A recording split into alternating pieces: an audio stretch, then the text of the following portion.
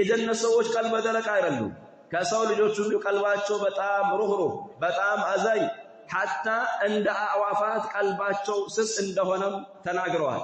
فربنا يقول في كتابه الكريم فويل للقاسية قلوبهم من ذكر الله أولئك في ضلال مبين ወየውላቸው እነዛ ቀልበ ደረቆች አላህ ሲወሳ ምንም ልባቸው ላይ ተጽዕኖ ማያድርባቸው አላህ እየተባለ የዓለማቱ ጌታ እየተባለ ቁርአኑ እየተቀራ ስለ አኺራ እየተነገረ ስለ ሞት እየተነገረ ስለ እሳት እየተነገረ ስለ ጀነት እየተነገረ ቀልባቸው ምንም ህያው የማይሆን ህይወት የማይዘራ ምንም እንቅስቃሴ የሌለው አካል ወየውላቸው ከቅጣቴ እነዛማ ግልጽ የሆነ ጥመት ላይ ነው ያሉት በማለት አላህ ይናገራል።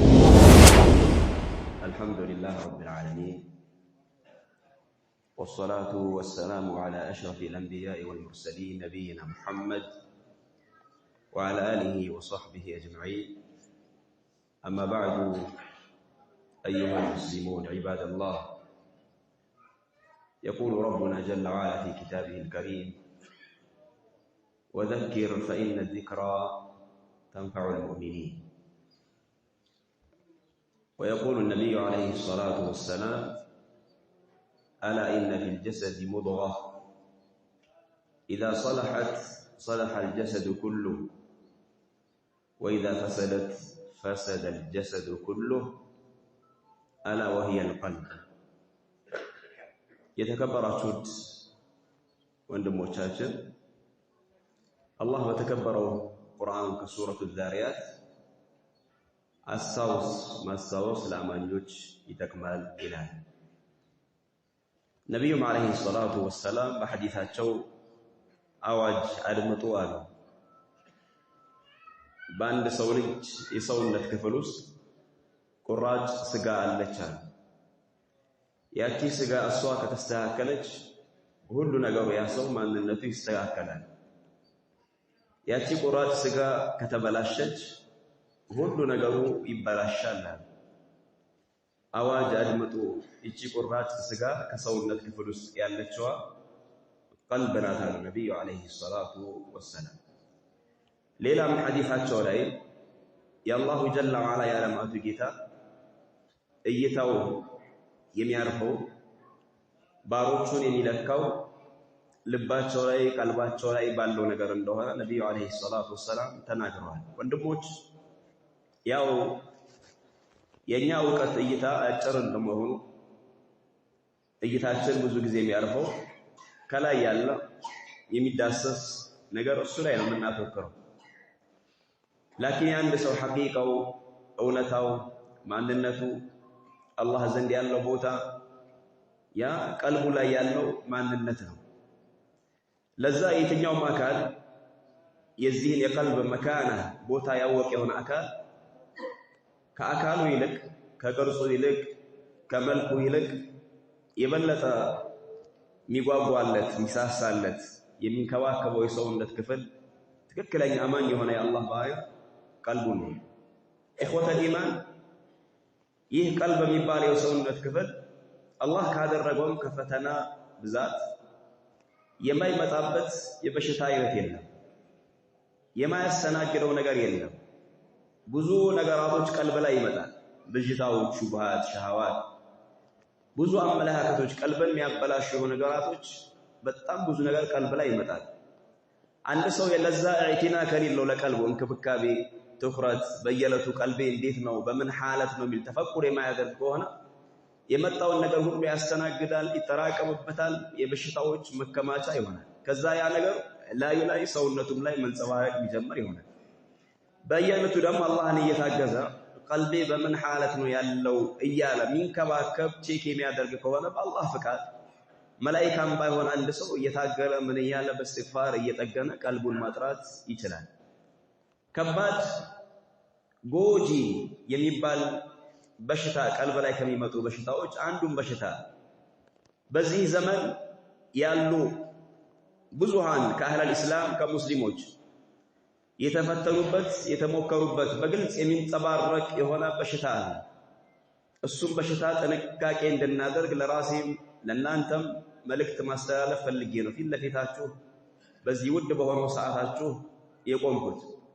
ይህም በሽታ ከቀልብ በሽታዎች ምንድነው ሲባል መረዱ ቀስወቲል ቀልብ የቀልብ ድርቀት ተብሎ የሚጠራ የሆነ በሽታ አለ። መረዱ ፈታን አንድን ሰው በጣም ከልክ በላይ የሚጎዳው የሆነ ዱንያ ላይ ሸር ለተባለ ነገር ሁሉ የሚገፋፋው የሚያነሳሳው ምናልባት ከኢስላም ወደ መውጣት ወደ ኩፍር ሁላ ሊያደርሰው ይችላል። አላህ ዘንድም በጣም የተጠላ ሰው ይሆናል። የአላህ ባሮችም ዘንድ እንደዛው ተወዳጅነትን ያጣል። የቀልብ መድረቅ ማለት የቀልብ አለመራራት፣ ርህራሄ፣ እዝነት አለመኖሩ አላህ ሲወሳ አኺራም ሲወሳ ምንም መልካም ነገር በሚወሳበት ሰዓት ለዛ ቦታ አለመስጠት፣ ችላ ማለት ከአላህ መራቅ ማለት ነው። ለዛ ነው ያ ታላቁ የቀልብ ጠቢብ የቀልብ ሐኪም የነበረው ኢብኑል ቀይም ዐለይሂ ረሕመቱላህ አንድንም ሰው አላሁ ጀለ ወዐላ ዱንያ ላይ ከባድ ቅጣት አይቀጣውም ከቀልብ ድርቀት በላይ ይነበል። አዕዘሙ ዑቁበትን ዩድረቡ ቢሃ አልዓብድ ቀስወቱል ቀልብ ወልቡዕዱ ሚነላሂ ተባረከ ወተዓላ። አንድን ሰው አላህ ከጠላው እሱን የሚፈትንበት ፈተና ቀልቡ ደረቅ እንዲሆን ያደርገዋል። ከአላሁ ጀለ ወዐላ እንዲርቅ ያደርገዋል ያንን አካል ማለት ነው። ፈኢዛ ቀሰል ቀልብ ቀሑጠል ዐይን ቀልብ በሚደርቅበት ሰዓት አይንም አብሮ ይደርቃል። አይን ማንባት የሚባለውን ነገር ይጠፋል። ምናልባት በአንዴ ይሄ ነገር ላይ መጣ ይችላል። አልሐምዱሊላህ አሁን ባለንበት ወር ሰሞኑ ባለንባቸው ቀናቶችና ሌሊቶች እንደው ወላሂ ሸቂይና መሕሩም የሆነ አካል አላህ ኸይር ያልቻለት የሆነ አካል ምናልባት ሸቃዋ ዕድለቢስነት የተጻፈበት አካል ካልሆነ በስተቀር የትኛው ሙስሊም ሙእሚን የሆነ አካል በእነዚህ ቀናቶች የሚጀድድበት ቀልቡ ላይ ለውጥ የሚያይበት የቀልብ እርጥበት የሚያገኝበት የበለጠ ወደ አላሁ ስብሓነሁ ወተዓላ የሚቀርብበት ነው። ይህን ነገር ደግሞ አንድ ሰው ለማስቀጠል ከራሱ ጋር መታገል ይኖርበታል። ረመዳን ላይ ከሰው ልጆች ሁሉ አረቅ ቁሉበን ቀልባችን የረጠበ የለሰለሰ ሆኖ ይህ ለስላሴና ይህ እርጥበት ሙሉ ለሙሉ ደግሞ ረመዳን ሲወጣ ከኛ መወገድ የለበትም። ራሳችንን ለቀስዋ ለቀልብ ድርቀት ሙሉ ለሙሉ ማጋለጥ የለበትም። ላሸከ ወላ ረይብ ምንም ጥርጥር የለው እዚህ ወር ላይ እንደምናገኘው ኢማን እዚህ ወር ላይ ቀልባችን እንደሚረጥበው እንደሚለሰልሰው በዚህ ወር ወደ ረሕማን እንደምንቀርበው በየትኛውም ወር የትኛውም አካል ወደ አላሁ ጀለ ወዐላ ሊቀርብ ቀልቡ ሊረጥብና ኢማኑ ሊጨምር አይችልም። ለኛም እንደ ረመዳን የሚመቸን የሆነ ወር እንደ ረመዳን ሊሆንልን የሚችል ወር የለም። ይሄ የምናውቀው እኛ አይደለንም ከኛ በላይ አላህ ጥበቃ ያደረገላቸው ከፍጥረታት ሁሉ ያላቃቸው ሁላችንም ከልብ የምንወዳቸው ነብዩ ሙሐመድ አለይሂ ሰላቱ ወሰላም በዛ ኢማናቸው ራሱ እሳቸውም ረመዳን ላይ ጭማሪ እንደሚያሳዩ ከረመዳንም የመጨረሻው 10 ቀናቶች ላይ ሌሊቶች ላይ ጭማሪ እንደሚያሳዩ እናታችን እሜት አይሻ ረዲየላሁ ዐንሃ ነግረናለች። ስለዚህ ይህን የቀልብ እርጥበት ዛሬ ያገኘውን የኢማን ጭማሪ እንዴት ነው ማስቀጥለው የሚለውን አንድ ሰው ከራሱ ጋር መተሳሰብ ቀልቡ የሚያረጥብበት ነገር ዘውታሪ የሆነ ነገር በረመዳን ደረጃም ባይሆን ዕለታዊ የሆነ ነገር ሊኖረው ቀልቡን ደግሞ እንደዛው የሚያደርቅበትን ነገር እንደዛው ጥንቃቄ ሊያደርግ ይገባል። አላሁ ጀለ ወዐላ ቀልባቸው የደረቁ ሰዎችን በጣም ከባድ የሆነ ዛቻ ነው ይዛተባቸው። ለዛን ኢብኑል ቀይም ረሒመሁላሁ ተዓላ ኢነማ ኹሊቀት ናሩ ሊኢዛበቲል ቁሉቢል ቃሲያ አላሁ ጀለ ወዐላ ያቺን አስፈሪ አገር እሳትን የፈጠረው ምንም ምክር ለማይሰሙ ቁርአን ተጽዕኖ ለማያሳድርባቸው ቀልባቸው ርህራሄ ለሌለው ደረቅ ለሆኑ ሰዎች አላህ የነሱን ቀልብ ዱንያ ላይ በአላህ ዚክር አለሰለስም ስትል አኺራ ላይ አላህ በእሳት ሊያልስተው ሊያረጥበው ለዛን አላሁ ጀለ ወዐላ ያንን ይፈጠረው።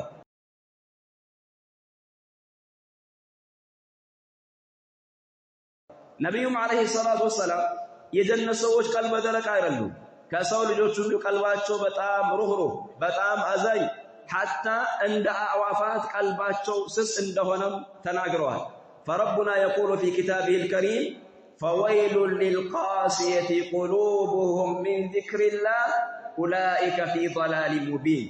ወየውላቸው እነዛ ቀልበ ደረቆች አላህ ሲወሳ ምንም ልባቸው ላይ ተጽዕኖ ማያድርባቸው አላህ እየተባለ የዓለማቱ ጌታ እየተባለ ቁርአኑ እየተቀራ ስለ አኺራ እየተነገረ ስለ ሞት እየተነገረ ስለ እሳት እየተነገረ ስለ ጀነት እየተነገረ ቀልባቸው ምንም ህያው የማይሆን ህይወት የማይዘራ ምንም እንቅስቃሴ የሌለው አካል ወየሁላቸው ከቅጣቴ እነዛማ ግልጽ የሆነ ጥመት ላይ ነው ያሉት በማለት አላህ ይናገራል።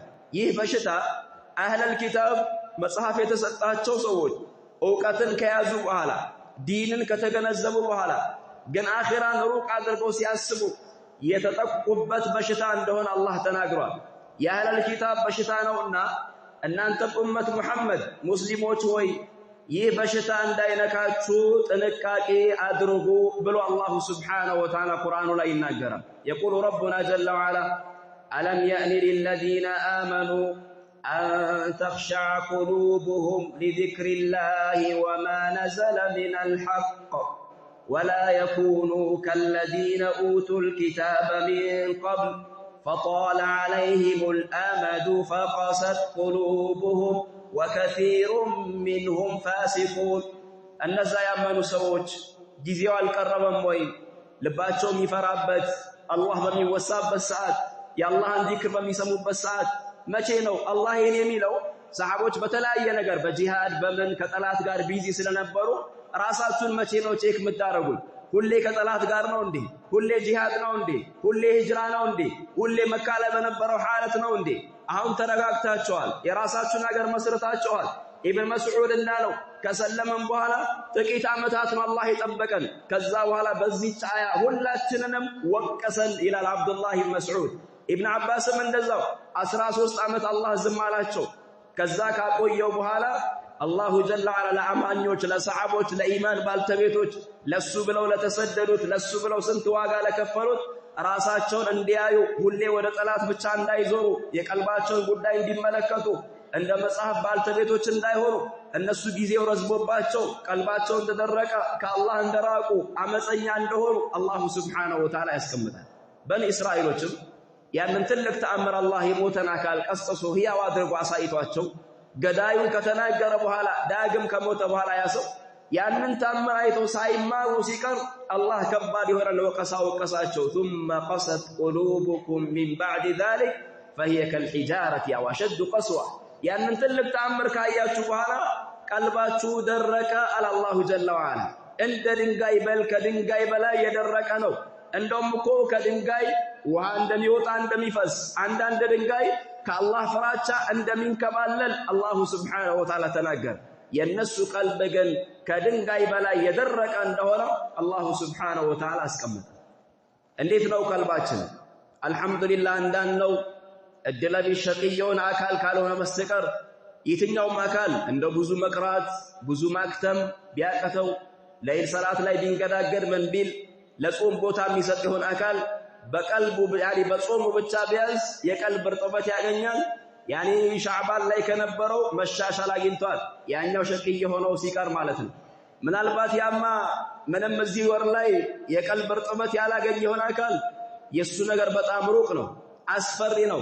ኢላ ኢንሻ አላህ ሽቶት ምናልባት ሂዳያ ሽቶለት በሆነ ነገር አላህ ከመለሰው እንጂ ላኪን እኛ ትንሽ ለውጥ ያገኘን የሆነን ሰዎች እንዴት ነው ይሄንን ለውጥ ለማስቀጠል?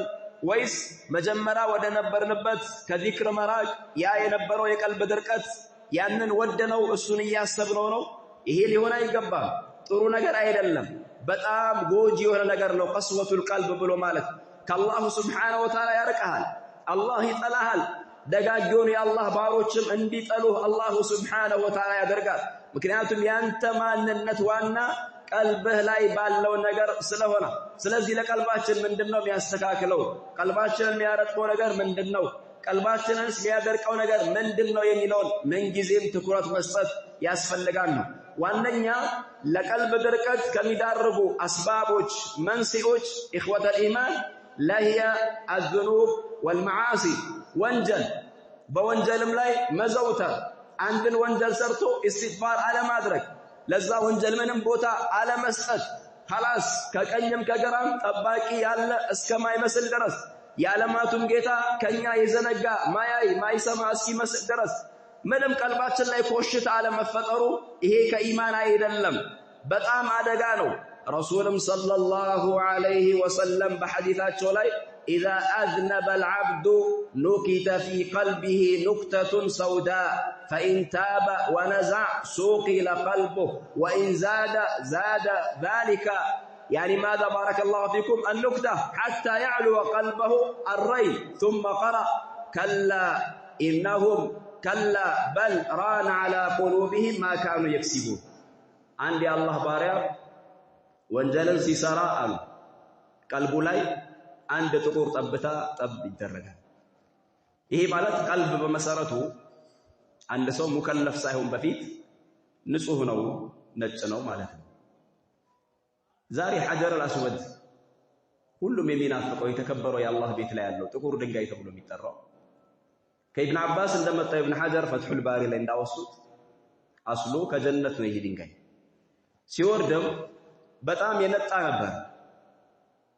ከወተት የነጣ ነጭ ድንጋይ ነበር ከጀነትም ነው ይሄ ድንጋይ ያው ከጀነት የሆነ ነገር ወደ ዱንያ ከመጣ የዱንያን ባህሪ ይወርሳል እንጂ የጀነትን ባህሪ ይዞ የሚቆይ ዱንያ ላይ የለም ከዛ በኋላ ምንድነው ያጠቀረው ሲባል ሰወደቱ خطايا بني آدم የአደም ልጆች ሲነኩት የወንጀላቸው ተጽዕኖ ድንጋይን አጠቀረ ኢብኑ ሐጀር ከአንድ ታላቅ ኢማም ወሰዱና ታዳ እንደ ድንጋይ ያለ ግዑዝ ነገር በእኛ ወንጀል የሚጠቁር ከሆነ ቀልብ ከድንጋይ የበለጠ ስስ ነው የሰውነትህም ክፍል ነው ውስጥህ ላይ ያለ ቀልብ ራሱ አላህ የሸፈነበትን ነገር በመታይበት ሰዓት እዚህ ቦታ ላይ ያሉትም እንደዛው ምን ያክል ሽፋን እንደሚያስፈልገው ያንን ያሳያል ስላሴውንም ይቀልቡ ሁኔታ ማለት ነው ታዲያ ምን ያክል ተጽዕኖ ያድርበታል ነው ወንጀላችን ድንጋይ የሚያጠቁር ከሆነ ቀልብ ላይ የሚያሳድረው ፋና ምን ያክል ነው ይላል ለሞት በጣም ከባድ ነው ሰው አሁን የሚጠብቀው ምንድነው የሆነ ነገር ሲያጠፋ አካሉ ላይ የሆነ ነገር ሊመጣ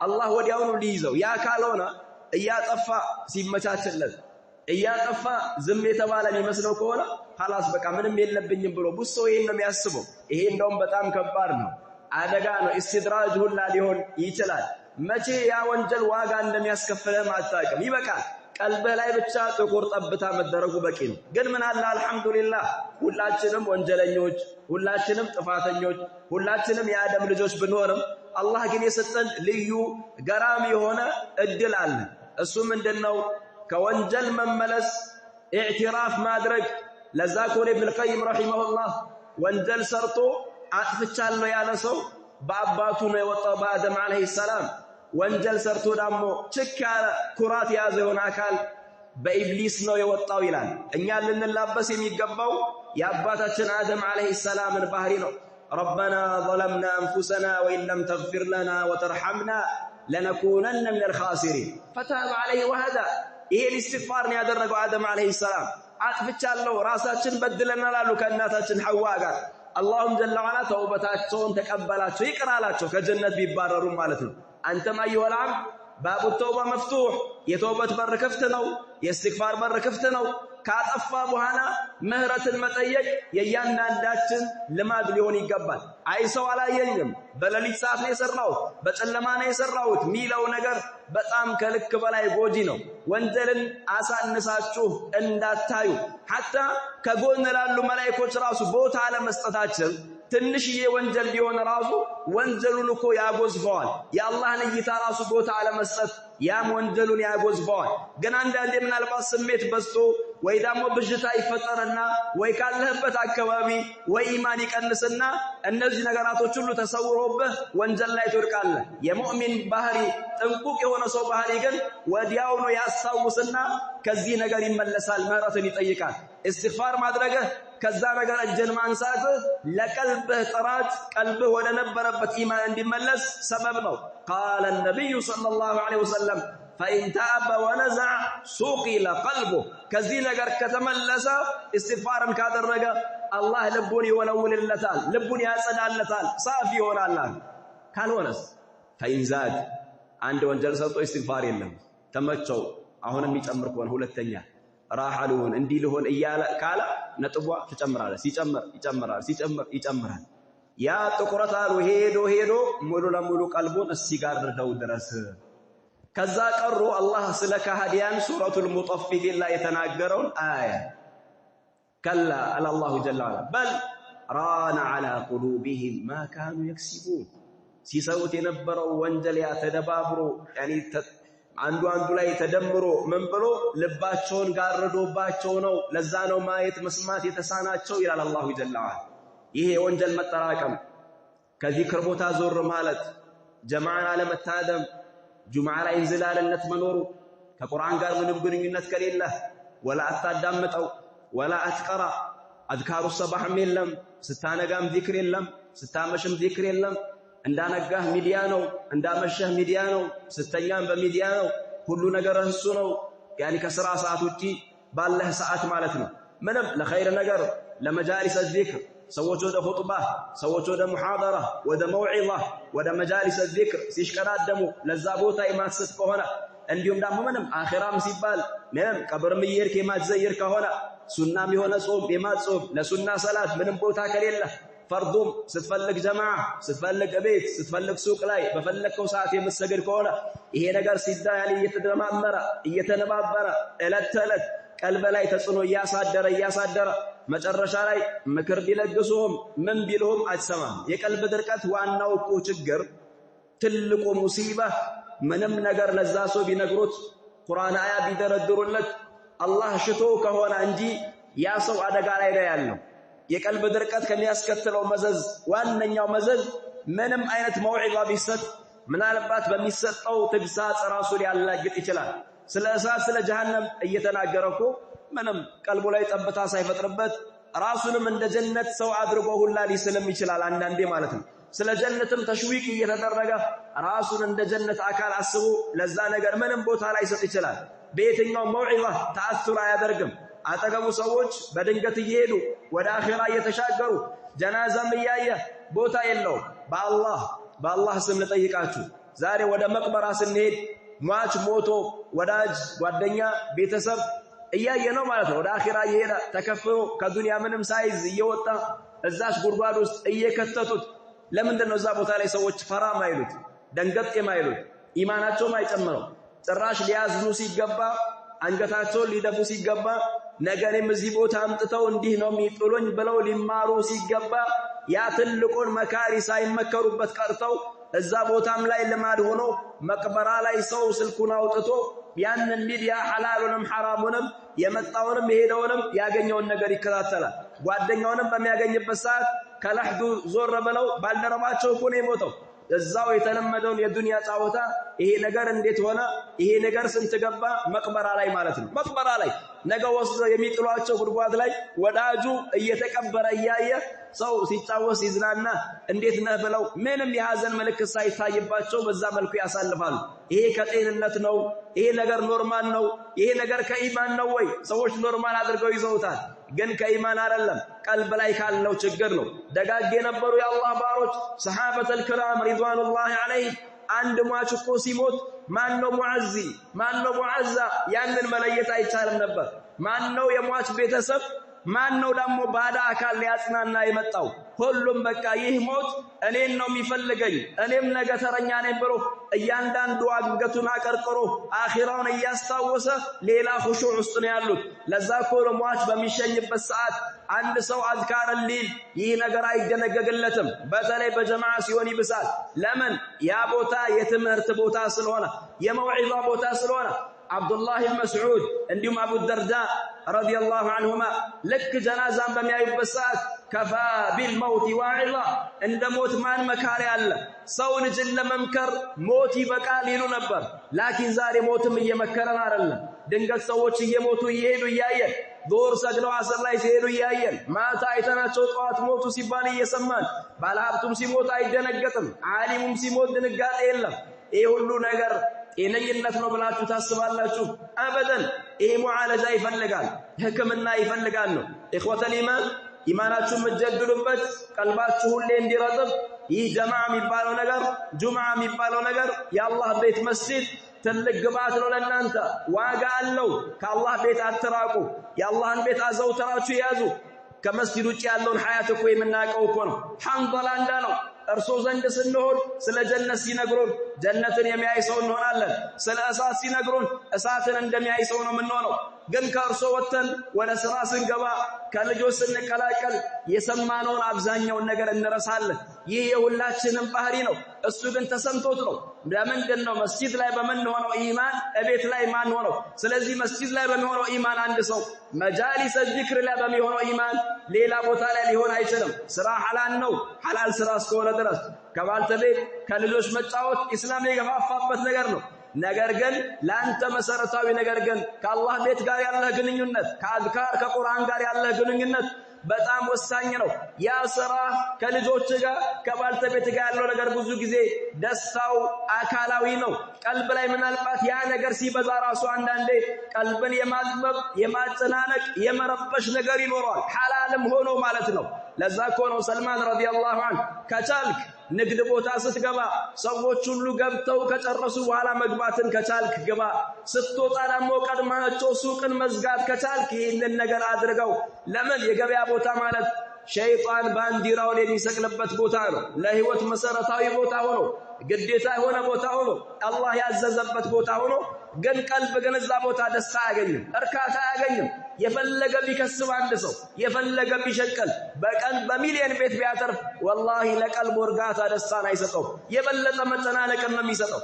ግን ከስራ ቦታ ወጥተህ ውዱን አድርገህ ወደ መስጂድ ቀደም ብለህ ስትሄድ ስትገባ ሰፈላወት ሰው ተሽቀዳድሞ ስታይ ግማሹ ቁርአን እየቀራ ግማሹ እየሰገደ ስታይ ገና ቀኝ እግርህን የአላህ ቤት ላይ ስታሳርፍ ያ ሁሉ መረበሽ ያ ሁሉ ጭንቀት እንዲመጣ እንዲሆነ የምትለው ነገር ሁሉ ያ ሁሉ ስጋት እርግፍ ብሎ የአላህ ቤት ደጅ ላይ ያ ነገር ካንተ ውልቅ ብሎ ይወገዳል። ይህ ሁሉ የምን በረካ የምን ተጽዕኖ? የአላህ ቤት ተጽዕኖ ነው። እንዲሁም ኢኽወተል ኢማን ለቀልባችን ትልቅ መድኃኒት የአላሁ ስብሓነሁ ወተዓላ ቃል ነው። ከቁርአን ጋር ያለን ግንኙነት ዕለት ተዕለት መሆን አለበት። ረመዳን ላይ ብቻ መሆን የለበትም። ቁርአንን መቅራት፣ ቁርአንን ማዳመጥ፣ እንዲሁም ደግሞ ትርጉሙን ለማወቅ መጣር፣ ተፍሲር ያለበት ቦታ መታደም ይህ ሙእሚን የሆነ አካል ዕለታዊ ተግባሩ ሊሆን ይገባል። አላሁም ጀለ ወዐላ ነግሮናል እኮ የሱ ቁርአን የሱ ቃል ለሁላችንም መድኃኒት እንደሆነ።